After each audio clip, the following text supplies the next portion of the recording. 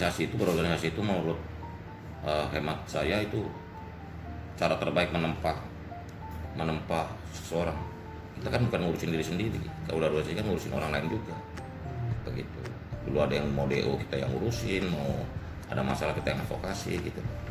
Jadi kepedulian kita, perhatian kita bukan hanya sekedar mengurusi kuliah kan pribadi, lulus tanggung jawab kita terhadap orang tua gitu. Tapi berorganisasi apalagi di dunia kemahasiswaan itu membuat kita menjadi lebih kritis dan lebih peduli terhadap lingkungan kita, terhadap nasib bangsa dan negara gitu.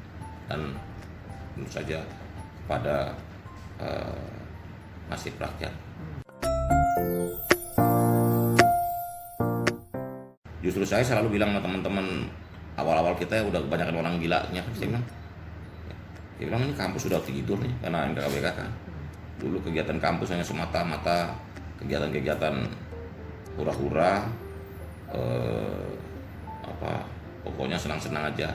Tapi saya dulu slogan yang paling terkenal di kita waktu zaman mahasiswa adalah make fun more politik, make politik more fun. Jadi semua kegembiraan itu adalah hak setiap warga negara. Tapi bagaimana waktu itu kita membuat semua etalase kegembiraan di kampus itu menjadi lebih politis gitu. Waktu kita di UI aja tahun pertama kali demo itu 92-93 kita pernah demo rektor, pernah demo dekan, semua kita pernah demo gitu. Malah itu menempa kita gitu. Tapi tentu saja bukan personal ya, tapi karena kebijakan begitu. Dan Pak Dekan waktu itu ketika itu sangat perhatian sekali sama saya karena yang ditanyain kapan kamu lulus. Udahlah, udah baru pasti tumbang, tinggal tunggu waktu aja. Karena kalau sebagai aktivis itu doktrinnya cuma satu, kita pasti menang, cuman waktunya yang kita belum tahu gitu. Nah ketika itu dengan semangat militansi itu kita yakin pasti suatu saat Orde Baru pasti tumbang. Kita memenuhi target sesuai target mahasiswa 7 tahun. 7 tahun. S1 itu ya? Itu S1. Jadi kuliah udah selesai 3,5 tahun atau 7 semester. Sisanya jadi IRS-nya tuh, ada kan isian rencana studi. Itu isinya skripsi terus sampai 7 semester sampai lulus. Waktu tahun 94 diajak oleh teman-teman mantan ex-Tempo yang di Bredel, ketika itu kan ada pembredelan kan. Mereka mengelola media Indonesia Minggu. Saya diajak. Waktu itu saya lagi sedang menuliskan skripsi sih. Nah disitulah saya bergelut dalam dunia profesional kewartawanan ya, jurnalistik. Tahun 96 mereka ditawari oleh Kompas Gramedia untuk membuat kontan. Tahun 96. Nah saya ikut rombongan pertama. Saya tuh masuk kontannya belum ada tuh. Masih cerita doang. Masih konsep ya enggak ini. Hampir 4 bulan edisi coba. Jadi ceritanya itu waktu kontan edisi pertama terbit, beritanya udah ngantemin pengusaha. Karena kebetulan kan mantan aktivis dan mantan pers yang teman-teman beredar kan. Iya. Jadi Pak Yakob itu sebenarnya mau nelpon senior saya namanya Budi Kusuma.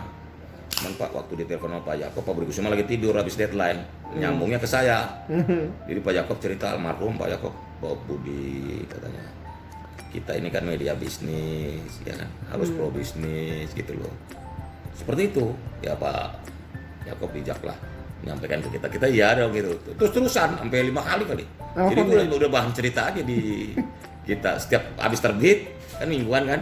Itu Pak Yakob pasti telepon karena judul-judul kita serem-serem seperti itu. Tapi menurut hemat kami ya udah nggak apa-apa, itu biasa kan nasihat orang tua yang lebih wisdom. Kita waktu itu kan udah muda, masih idealisme penuh, pokoknya nggak bener sikat gitu kan. Apalagi kita di bawah 30 semua kan, anak-anak muda semua. Saya udah tahu Pak Yakob tuh komit sekali sama konten karena itu produk kebanggaan dia. Apapun tetap dia backup untuk tetap survive, tetap hidup.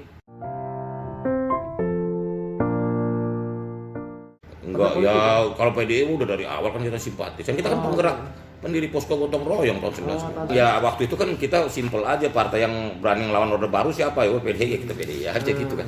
Saya 2005. Saya jadi pengurus DPD. DPD ya? DKI. DKI. Sampai 2010, habis itu udah males partai politik.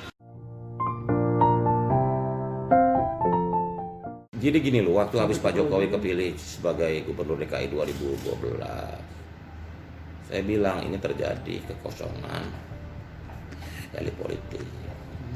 Karena pas di tahun 2014 Pak SBY udah 2 periode, ini siapa calon-calonnya gitu loh.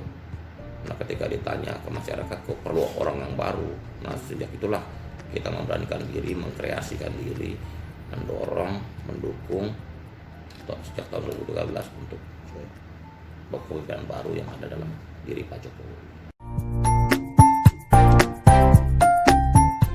Karena Pak Jokowi gubernur dan kami melihat bahwa Pak Jokowi ini punya semangat melakukan perubahan bagi Indonesia baru. Karena kita juga melihat bahwa Pak Jokowi ini kan pemimpin rakyat, pemimpin yang lahir dari kandungan rakyat itu sendiri. Gitu.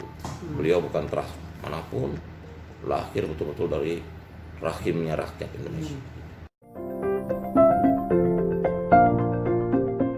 Nggak ada.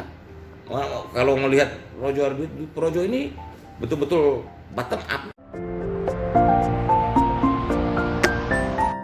Enggak juga dong. Justru itu tugas teman-teman, tugas kita semua untuk meyakinkan kepentingannya relawan politik itu adalah mengembalikan atau meluruskan track yang kita ini.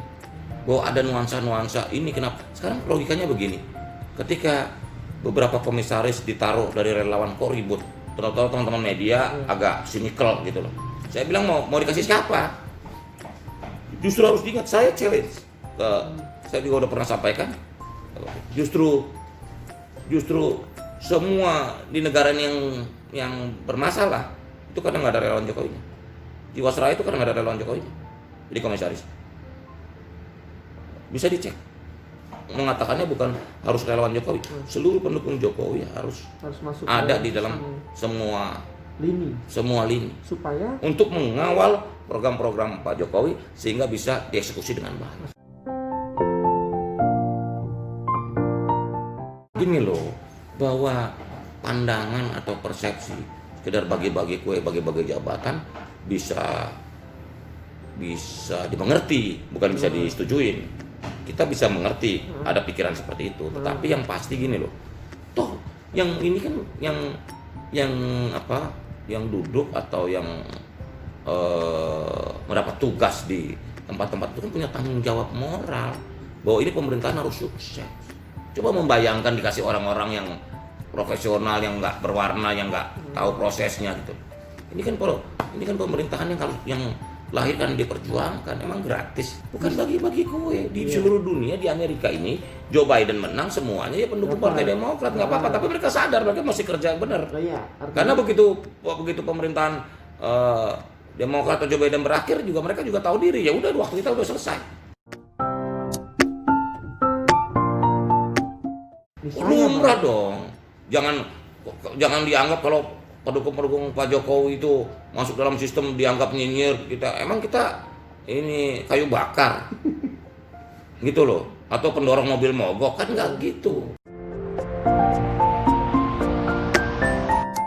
Nah Pak Jokowi masih dong bahwa ada tarikan-tarikan kepentingan dari partai politik atau elit politik tertentu dengan berbagai kepentingannya. Justru tugas kita sebagai pendukung genuinnya dia untuk meyakinkan bahwa Pak, kita harus tetap di garis rakyat.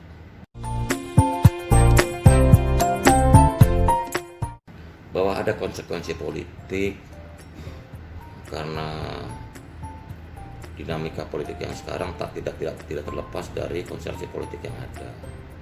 Bahwa harus mendamaikan keperluan harmonisasi berbangsa dan bernegara, sehingga ada tuntutan untuk melakukan kompromi politik baik dengan partai politik maupun elit politik. Itu kan keniscayaan yang juga harus di-manage oleh seorang pemerintah, seorang kepala negara, seorang presiden.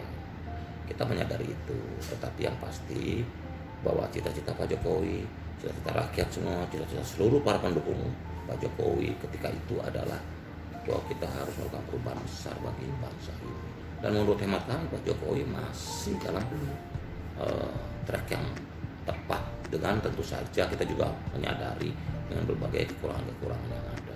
Tapi kita tetap optimis Karena genuine kita nih, genuinenya Pak Jokowi juga bukan yang kompromisi seperti ini.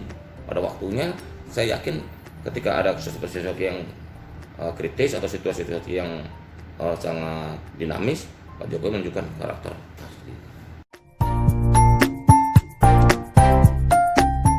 23 Oktober 2019 itu kan pelantikan menteri. Terus kan selang 2 hari 25 Oktober kan pelantikan. Betul. Saya ditelepon hari Kamis. Saya ditelepon sama Pak Presiden, Pak Wamen mau nggak jadi wamen desa? Saya bilang, Pak, kalau wamenhan saya mau. Pak Jokowi ketawa-ketawa kan. Bukan, saya orang kota, Pak. Saya bilang gitu. Apa nggak salah, saya pilih. Nugaskan saya sebagai wamen desa. Enggak, saya perlu desa harus dikawal. Kita berpikir bahwa kita harus memberikan perasaan kita, hati kita, pikiran kita, tenaga kita untuk negara ini. Sebenarnya kan gini, kan saya sampaikan, kita mau meluruskan, Projo ini bukan marah, Projo ini bersikap. Kalau memang untuk kepentingan bangsa dan negara, masuknya Pak Prabowo dan teman-teman Gerindra yang kemarin kita berkompetisi itu sebagai bagian dari komitmen kita untuk persatuan nasional, nggak ada masalah. Oke, tugas kita sudah selesai kan? Kan nggak ada salahnya kita pamit udah selesai. Gitu. Seperti itu. Makanya bukan marah sebenarnya. Kalau teman-teman bilang marah, nggak ada yang marah. Kalau nggak diperluin lagi, ngapain kita? Kita kan hidup mah pasti-pasti aja. Gitu. Kan nggak boleh cinta bertepuk sebelah tangan kan?